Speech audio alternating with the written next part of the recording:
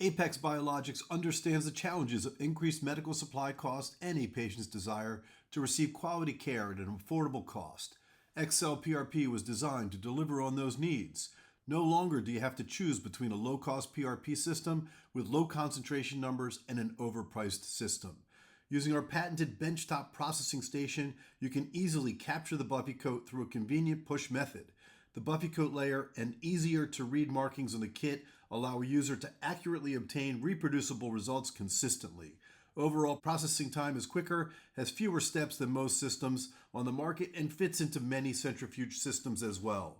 For these reasons, XL PRP from APEX Biologix is the FRO-approved choice for platelet-rich plasma, which is why we use it in my clinic as the go-to PRP of choice.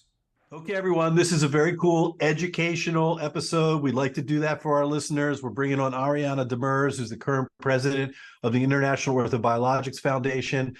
She's really going to educate us on the primer, what it is. What is orthobiologics? Are these cells that we're taking out of your body and putting into your knee? How do they work? What's the process? Do we have to pay for it? Is insurance ever going to pay for it? Is there literature? Is there a basis for this? And the answer is there truly is. And I'm a firm believer that orthobiologics are really coming down the pipeline at this point and are going to be a major way in which we're treating our patients for orthopedic conditions in the future. So I think you're going to love this episode. Take out a pen and paper. There's a lot to learn, a lot to digest. But this is Dr. Scott Sigman. #FollowTheFro.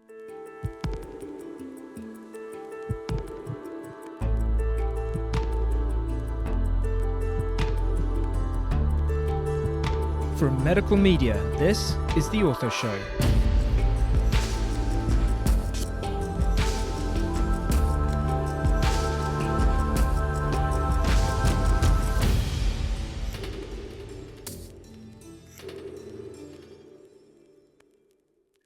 Hello, world. Dr. Scott Sigman. That's right. Your favorite opioid-sparing orthopedic surgeon here for another episode of the Ortho Show podcast, where everyone knows we bring you the best of the best in the orthopedic world, and today is no exception. Dr. Ariana De Mers, who is an orthopedic surgeon in private practice at the Restore Orthopedic Clinic in Sonora, California. We're going to have to figure out where that is. That sounds kind of fun.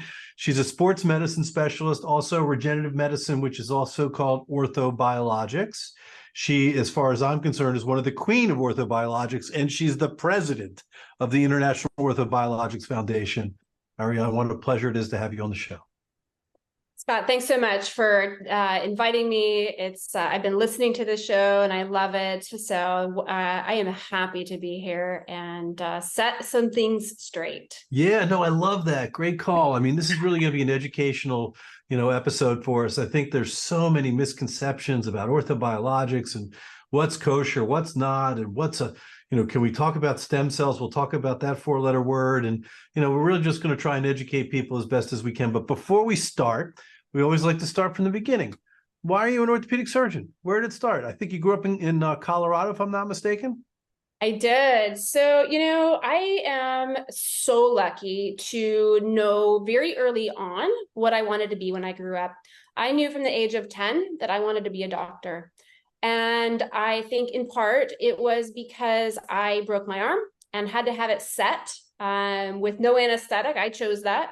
And, had a cast and I did all these things. And it was very interesting. And I was fascinated. And I kind of always knew that I was going to be a doctor. And then I went to medical school and was still interested in orthopedics. I was, an athlete in college, and that, you're drawn to that a little bit from a performance side.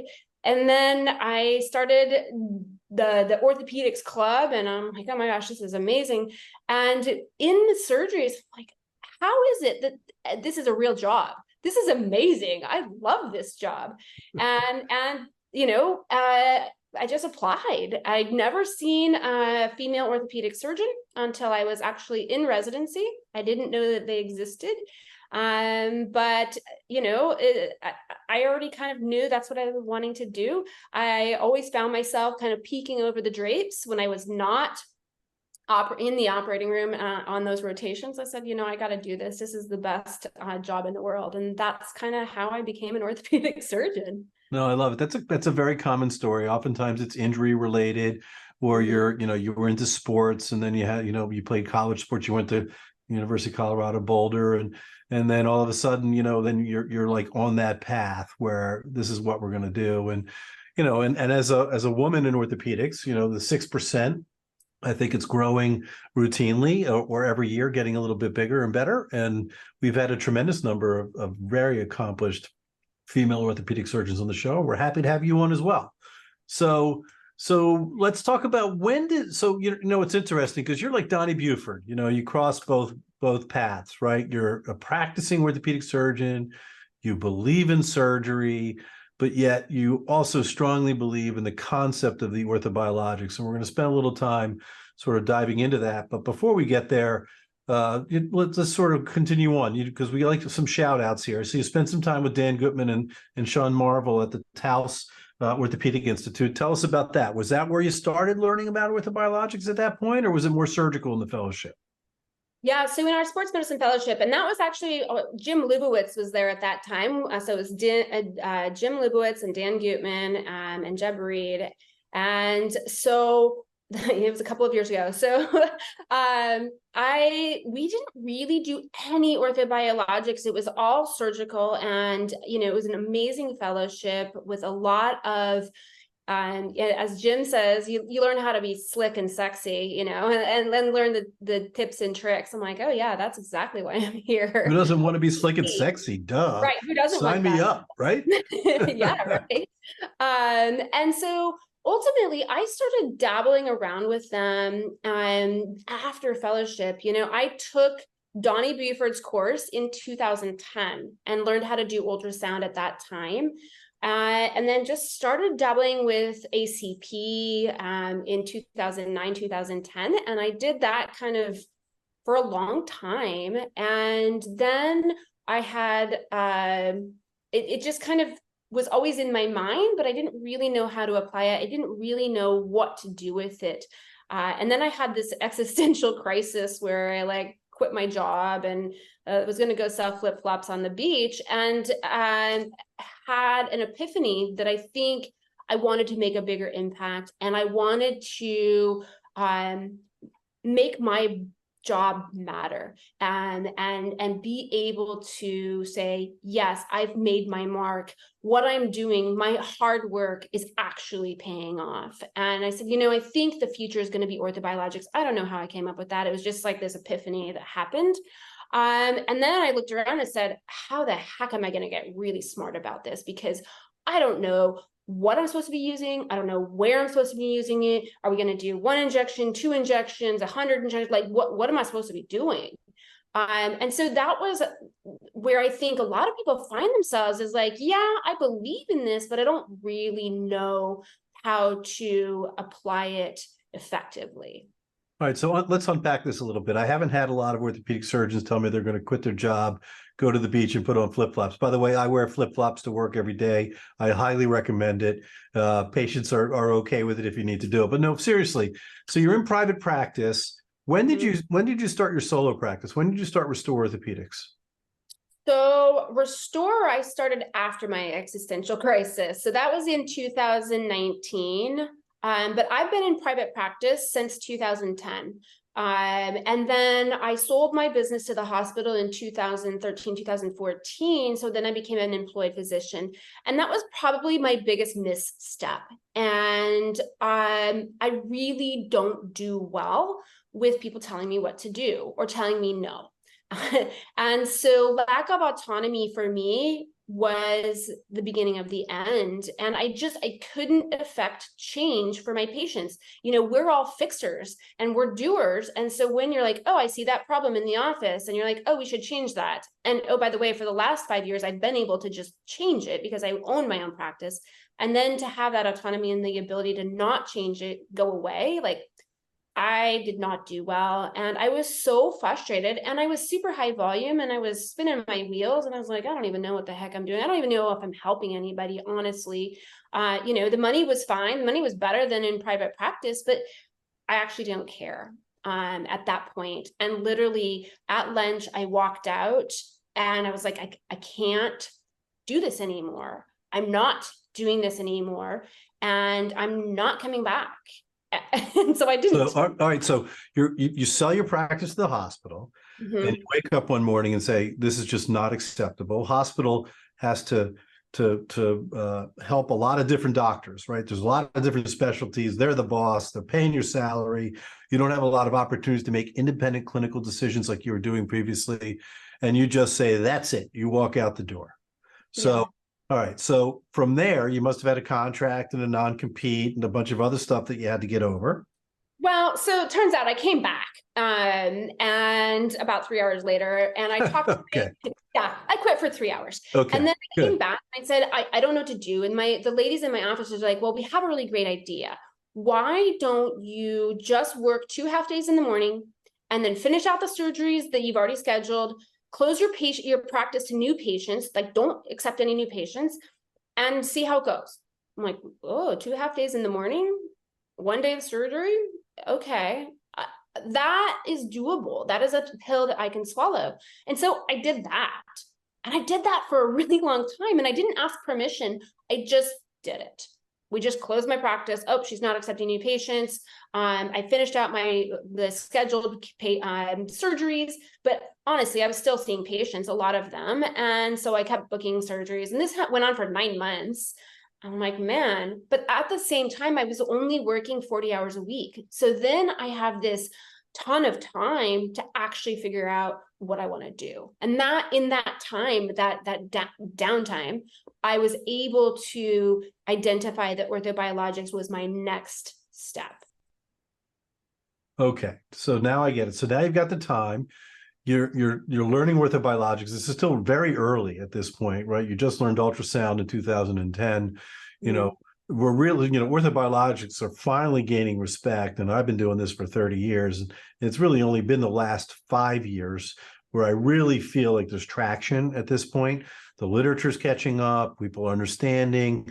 We have real scientists that are doing papers at this point. People are truly dedicated, to the specialty. But again, we still have a lot of charlatans out there that really make it, difficult for us. But all right, so at that point, you're jumping in to the orthobiologics space. When did the International Orthobiologics Foundation start?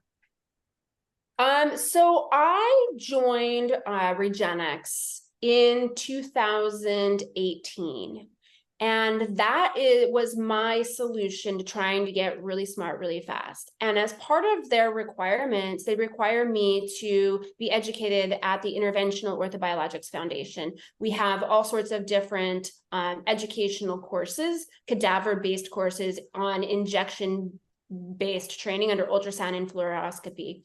And so I was required to take these classes to get up to speed. And so I went to my first IOF, or Interventional Orthobiologics, annual meeting, and my brain exploded.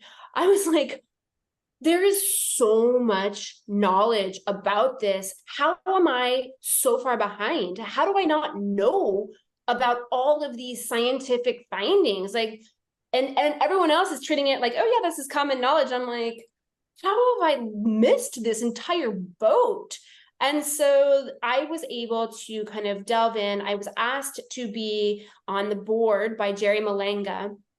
And I just met him, but we connected and had some very similar thought processes on how medicine maybe should be or could be. And so I joined the board in 2019 for IOF after, very little time in the field, but I was super passionate about it. And I was like, man, if I'm going to be good, I'm going to be all in. And I'm going to both hands off the deep end. I'm in. And I got really smart really quick. And I couldn't have done it without Regenix and Interventional Orthobiologics. All right, so let's tell everybody what Regenix is, because again, our listeners are out there. My mother Judy has no idea what that is, so let's explain it to her. Yeah, so Regenix is it's a network of physicians who have been trained in a certain way of thinking about the patient, thinking about orthobiologics, with certain protocols. And it's very protocol driven for each diagnosis, each treatment, how, where, when, what, why. And these clinics are all over the nation. And they represent a small cohort of very highly trained physicians that have, for the majority, do only orthobiologic injection-based therapies for the mainstay of what they do. Okay, terrific. Now, let's talk about the International Orthobiologics Foundation. What does it do? What's its purpose? It's education, it's literature, but let's explain to our listeners again what the role is of the IOF as you are the current president. Right. So the Interventional Orthobiologics Foundation is an educational organization. It's a nonprofit educational organization to help educate physicians on the ethical use of orthobiologics, how to appropriately inject and what to appropriately inject and where and how, when and with what. So it's ethics standard guidelines and injection-based training for under fluoroscopic guidance and ultrasound guidance. So I've had the pleasure of attending the IOF and being a speaker. You guys allow me to talk about some opioid alternative options, including my laser project, which everybody knows me for.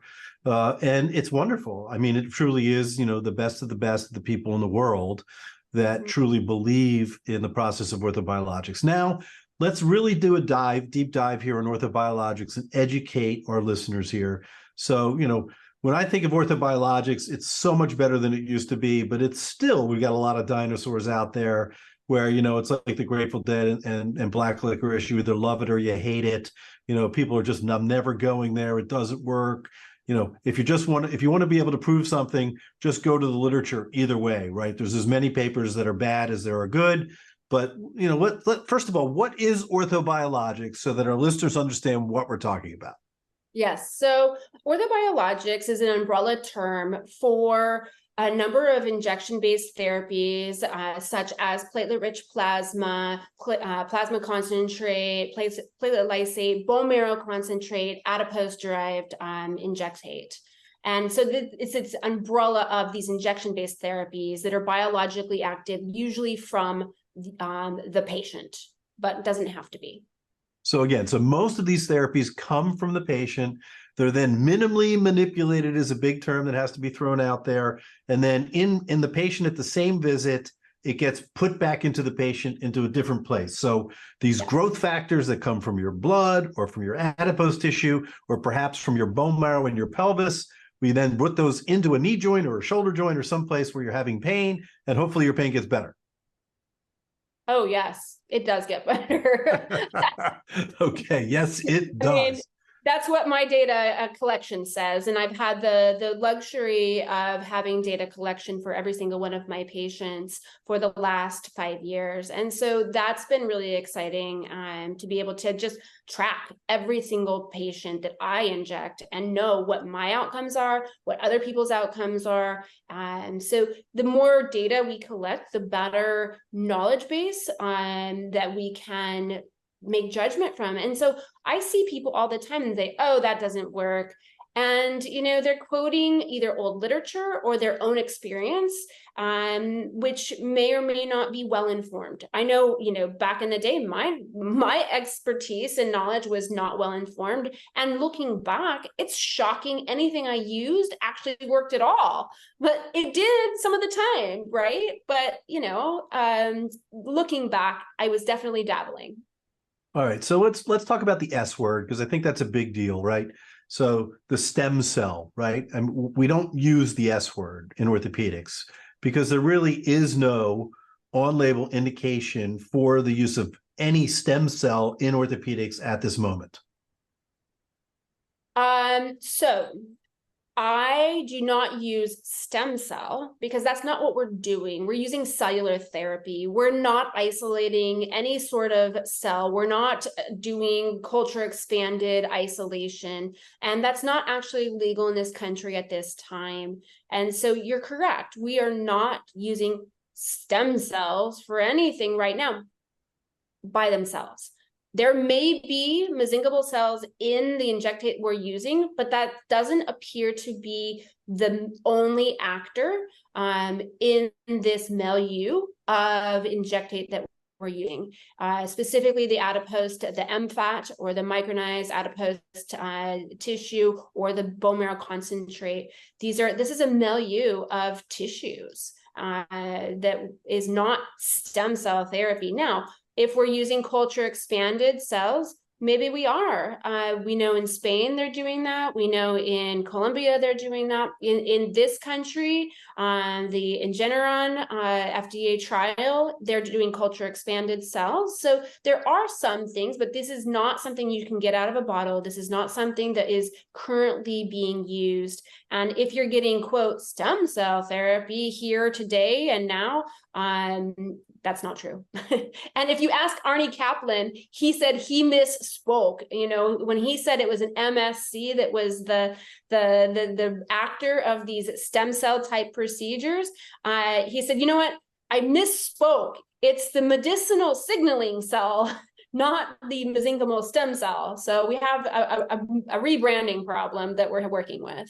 Which is really important. And I think that for our listeners out there, if you're going to a doctor and they're on their website, you're seeing stem cell, literally the word stem cells on their website, or you know, they are publicly branding themselves as stem cell specialists. Beware, buyer beware, because there really is no FDA approved indication for stem cells in orthopedics. Now, Scott Bruder is a big fan. You know Scott very well. Everybody in the industry does. And there is going to be a process eventually when something's going to be manufactured, put into a bottle, you're going to pull it out, you're going to be able to inject it. But that has to go through a rigorous FDA approval process, you know, tens of millions of dollars. So big pharma is the ones that are probably going to be working on that. There are some companies that are working on it. So stay tuned, everybody. You know, there will be, you know, some of this stuff coming down the pipeline. But for now, you know, I think one of the things I would ask you to sort of, again, expand upon is for our listeners to identify, how do you find an Ariana De Mers and a Donnie Buford and a Mary Ombach and a Chris Williams? I mean, how do you find these people so that you know when you're walking in the room that this is an experienced doctor that's really legit? Yeah. So, you know, I feel for the general public, and I'm asked all the time, like, hey, I'm in, you know, this city, who's good? I'm like, well, what do? I go to the IOF website and I put in the location and I pull up who is you know, part of our membership, because that at least indicates that A, they're coming to our annual meeting with all of the scientific data. Number two, most likely they've also taken our training, which is pretty high level ultrasound guided injection training. So it's not the end all be all, but that's the first place I look. There are other organizations that have those ways of knowing, but it's tricky. It's really tricky. And you're right. You know, the stem cell, if you're putting it on your website, and for those people who are doing bone marrow concentrate or adipose, please don't put stem cell on your website. Like, use this thing I say is cellular therapy, you know, which it is. It's cellular and it's a therapy. Well, this is your opportunity to educate, right? Because, you know, there are some great doctors that are truly, you know, doing good work with these cellular mediated therapies, but yet are still, you know, misbranding, you know, what they're doing. And trust me, there are cease and desist letters that the FDA goes out, and you don't want to be there. You don't want to have to sort of go about this. So my mother, Judy, she's got knee pain and she's all excited. She wants orthobiologics. But Dr. De Mers, why won't Medicare pay for this? Why do I have to pay for this out of pocket? So explain that to our listeners, please. Yeah, so I get that question every single day. And what I will tell them is, why isn't this cellular therapy covered by my insurance? Why doesn't Medicare pay for this? I'm like, well, ultimately, they have decided that they don't have enough information. With that being said, there are governmental entities like TRICARE that do approve platelet-rich plasma injections for knee arthritis and elbow lateral epicondylitis. So it's not that they don't believe in it as a whole. They just haven't gotten there yet. It is a big, clunky governmental agency. And it's coming. You know, there are FDA trials that are happening, and hopefully, you know, the FDA moves at a snail's pace, and we just haven't been able to do this. You know, And I tell them about the vet world. We've been doing this in racehorses for 25 years, and it's standard of care for racehorses, but racehorses also make $1 million a race. So if you make $1 million a race, like when you play in the NFL, then you have access to these treatments. But it is coming. We are working on it. We're just not there yet. Yeah, and I want to throw out some laser love too, because the equestrian veterinarians love laser as well, being used for decades as well. So in order to get paid, for an insurance company to pay for something, it's got to have a code, this thing called a CPT code, right? And so right now, Orthobiologics, PRP, BMAC, Adipose, they don't have a CPT code, so you can't submit it. And how do you get a CPT code? By rigorous multiple clinical trials that demonstrate efficacy and safety. And then what happens is you'll get it for a single diagnosis, right? So somebody like Lipogems right now, which is an adipose cellular-based medium, is in the process of applying for FDA for a CPT code for knee arthritis. And what's going to happen? They're going to get it for knee arthritis, but you won't be able to use it for the hip or for the shoulder until you supply more data. Right. Well, and the problem is no company is going to go for multiple indications, just like hyaluronic acid injections, which used to be covered by all insurance, now is the only covered by Medicare for whatever reason. I don't understand that, but I'm not in charge of their business. And it's only covered for knee. Now, can we use it off-label for shoulder arthritis, hip arthritis, ankle arthritis? Absolutely. It's just not paid for by the insurer because it doesn't have an indication for that joint. I actually just got notification that I'll be one of the trial sites for the Lipogems FDA trial. So very cool. I'm so excited, right? And this is what I share with my patients is, look, it's coming, like it's actually happening. Whether or not you have knee arthritis and we can use this for treatment, great. If we can't, we still need an opportunity. We still need training and knowing what to use, when to use it, where to use it, how to use it, who's a candidate, who's not a candidate, to be able to have really good treatments for patients. And these treatments can be life-changing. And really, it's such a bummer that we don't have an across-the-board treatment that's for everybody, right? We don't have economic parity with orthobiologics at this point, but we're working on it. Yeah, no, the data continues to improve, and it's like anything else. We got Donnie Buford's the popo of the orthobiologic space. He reads every paper, he goes deep into it. How many cells were in there? What was your technique? And oftentimes, like anything else, garbage in, garbage out. So it may be that a lot of these papers that aren't really showing efficacy are because they were poorly designed and they weren't done well. So for me, it's also about who's writing the paper. It's very important as you're trying to identify that. There are leaders in the industry at this point. And to our listeners out there, do I believe that one day there will be CPT codes that are going to be available? It's gaining steam every day, and I'm more and more of a believer every day in the treatments. We use PRP routinely in my clinic. Fortunately, I'm an old dude. I just turned 59 and ultrasound passed over me, but I could learn it if I wanted to. But I sent my nurse practitioner that's been with me for 16 years, and Kristen's very facile now with ultrasound, and it's really made a difference in our practice. So for a couple of things I would say there for the doctors that are listening, go to Donnie Buford's course and learn how to do ultrasound, right? Yep. It just is so helpful on your technique and the treatments that you're doing. You take back control of so much of your practice rather than having, a radiologist at the hospital doing it for you, number one. And number two, make sure for our listeners that are out there that the doctor that's doing your orthobiologics treatments is using ultrasound or a modality to make sure it's going into the right place, because that's super important. That is so critical because honestly, we know there's science that shows ultrasound guided injections. I don't care what you're injecting. I mean, I kind of do. I think cortisone's the devil, but besides that, if you don't put it in the right spot, like, what are you doing? If you ever did a subacromial or intra-articular injection or subacromial injection and it hurt, probably you were not in the subacromial space. You're probably in the tendon. You're welcome. You just put cortisone in the tendon. Perfect, right? And there's so much science that says that with ultrasound, we are so much better. And I don't know about everybody else, but I want to be as precise as possible so I know that I'm giving the right treatment to the patient. And I don't have to guess and be like, gosh, I hope I got it in the right spot. Like, that's just the time. We have technology to make sure that we do that.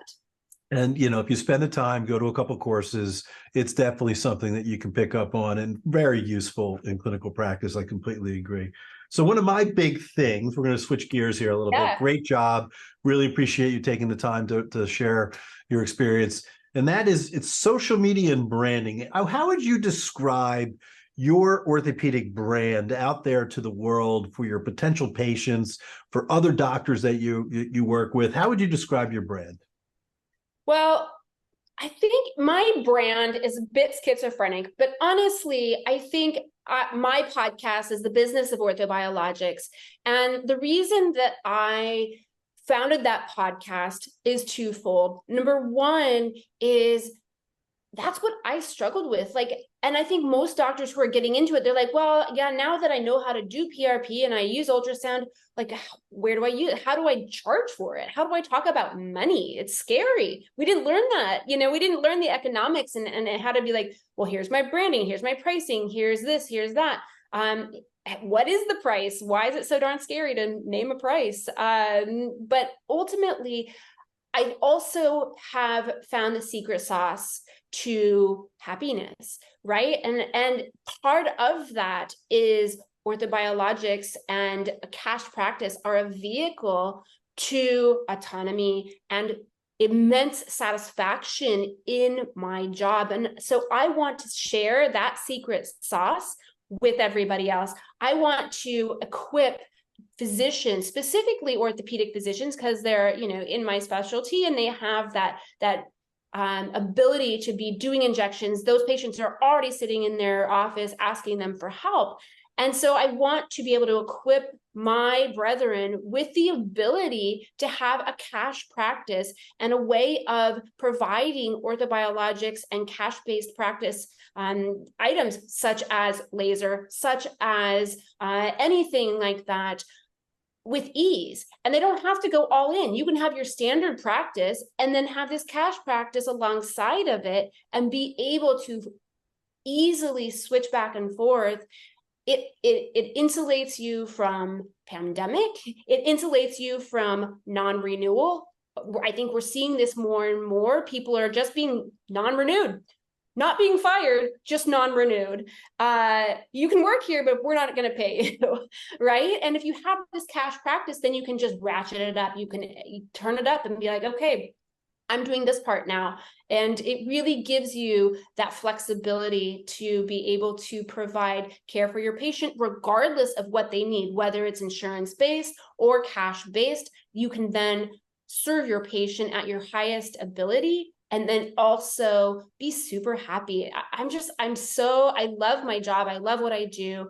And I would say I'm in the significant minority. And I want to see that change. So orthobiologics, I wrote it down for you in case somebody ever asks you this question again about your brand. Orthobiologics expert, professional satisfaction, happy to go to work every day, big smile on your face, helping to heal people.